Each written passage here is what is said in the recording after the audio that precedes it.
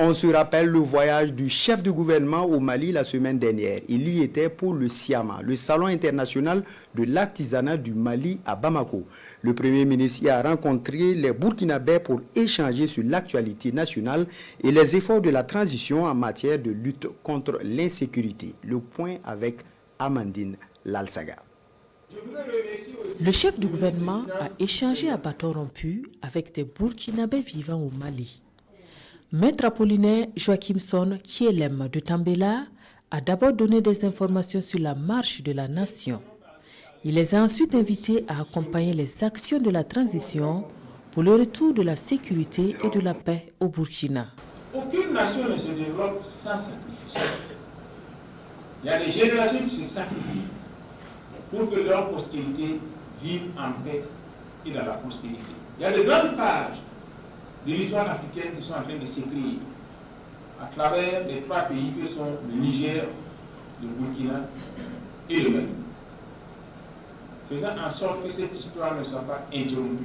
L'occasion faisant le larron, ils en ont profité pour exposer au chef du gouvernement quelques-unes des préoccupations et difficultés rencontrées par les membres de la communauté burkinabé. Et le Premier ministre de les rassurer quant à la prise en compte des problèmes exposés afin d'apporter des solutions les meilleures. Nous avons appris beaucoup de choses venant du pays.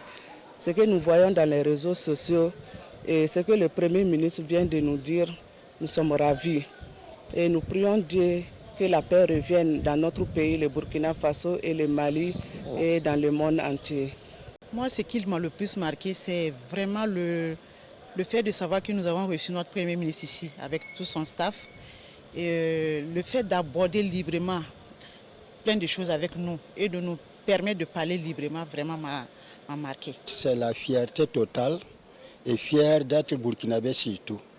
Et quand nos autorités font un saut au niveau du Mali et cherchent toujours à parler avec la communauté, non seulement nous informer de ce qui se passe dans nos pays d'origine et recueillir aussi ce que nous ressentons ici, à notre pays d'accueil, ça nous rend fiers. Le chef du gouvernement les a ensuite invités à bien se comporter et à donner le bon exemple dans leur pays d'accueil.